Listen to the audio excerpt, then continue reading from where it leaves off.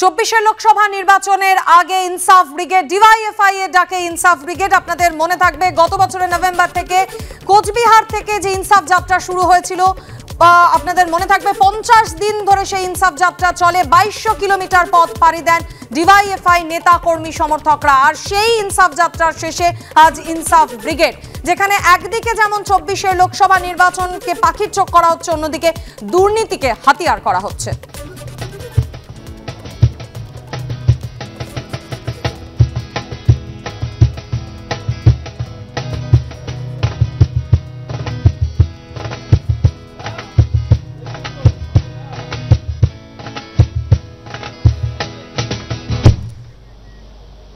আজকের ইনসাফ ব্রিগেডে মূল অনুষ্ঠান শুরু হবে দুপুর 1টা, তবে তার আগে সাংস্কৃতিক অনুষ্ঠানের আয়োজন করা হয়েছে, তারই এক ঝলক আপনাদের সামনে রেখেছিলাম। এই মুহূর্তে সরাসরি কথা বলে নেব অনির্বাণ বিশ্বাস, আমাদের সঙ্গে রয়েছেন ব্রিগেডের মূল সভাস্থল থেকে।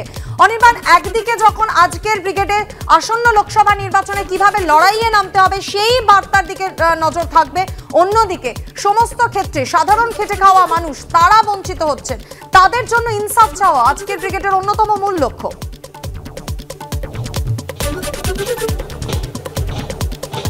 দেখো, একদমই তাই। ইনসাফ ব্রিগেড এটাই কিন্তু মূল লক্ষ্য ডিওয়াইএফআই এর। এবং এই মুহূর্তে তুমি দেখতে পাচ্ছ সাংস্কৃতিক মঞ্চ যেমন একদিকে প্রস্তুত, তেমন মূল মঞ্চও কিন্তু প্রস্তুত। ইতিমধ্যে বিভিন্ন জায়গা থেকে, বিভিন্ন জেলা থেকে প্রচুর মানুষ আসতে শুরু করেছেন এবং সেই আসার সঙ্গে সঙ্গে কিন্তু ভিড় বাড়তে শুরু করেছে ব্রিগেডে। আমাদের সঙ্গে রয়েছে করদান দাশগুপ্ত, ডিওয়াইএফআই নেতা, তার সঙ্গে কথা বলবো। করদান, আজকের যে ব্রিগেড এবং এর আগে 2 বছর আগে যে ব্রিগেড, দুটো ব্রিগেডের মধ্যে তোমাদের চোখে পার্থক্যটা কোথায় দেখতে পাচ্ছ? গত 2 বছরের মধ্যে বাংলার মানুষের যন্ত্রণা বেড়েছে, 100 দিনের কাজের বকেয়া বেড়েছে, পরিযায়ী শ্রমিকের কফিনবন্দি লাশ বেড়েছে, জিনিসপত্রের দাম বেড়েছে। দুই সরকার যে আমার মাথার উপর বসে আছে দু হাতে দুটো লাড্ডুর মতো, সেই লাড্ডু খেয়ে মানুষের কোনো যন্ত্রণার উপশম হচ্ছে না। ফলে এই যত যন্ত্রণা বাড়ছে 2 বছর আগের থেকে এখন, ওই যন্ত্রণার উপশম করার জন্য, লড়াইয়ের কথা বলার জন্য এইবারের ব্রিগেড। তোমাকে যে আমার শেষ প্রশ্ন করব, যে সকাল থেকে তৃণমূলের তরফ থেকে একাধিক নেতা, কখনো কুণাল ঘোষ, কখনো দেবাংশু ভট্টাচার্য, প্রত্যেকে আক্রমণ করছে। কেউ বলছে যে শূন্য, এত ব্রিগেড করেও সেই শূন্য হবে রেজাল্ট। আবার কেউ বলছে যে ভোট সংখ্যা বা যে লোক সংখ্যা ব্রিগেডে তোমরা নিয়ে এসছো সেটা ভোট বাক্সে পেলে হয়। কীভাবে দেখছো এটাকে? ছোটবেলায় একটা সিনেমার ডায়লগ শুনেছিলাম, জব লোক তোমারে খিলাফ বলনে লাগে সমঝো তরক্কি কর রহে হো।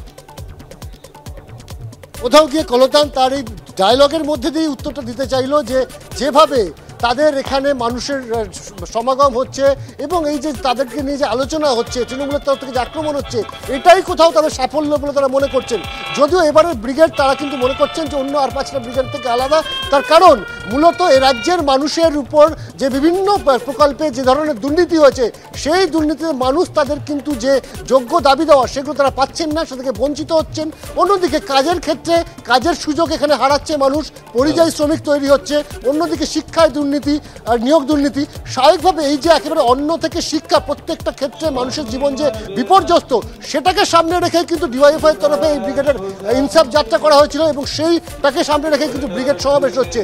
বামেরা যেটা মনে করছে যে এই ডিওয়াইএফআই এর যে সমাবেশ, সেই সমাবেশ কিন্তু 24-এর লোকসভা নির্বাচনের আগে অনেকটাই কিন্তু অক্সিজেন যোগাবে সংগঠনকে। তার কারণ বামেদের পাশ যে বক্তব্য, এতদিন পর্যন্ত বলা হতো যে একটা বৃদ্ধের পার্টি হচ্ছে বামপন্থী, অর্থাৎ একাধিক ইস্যুকে সামনে রেখে আজকের এই ব্রিগেড সমাবেশ।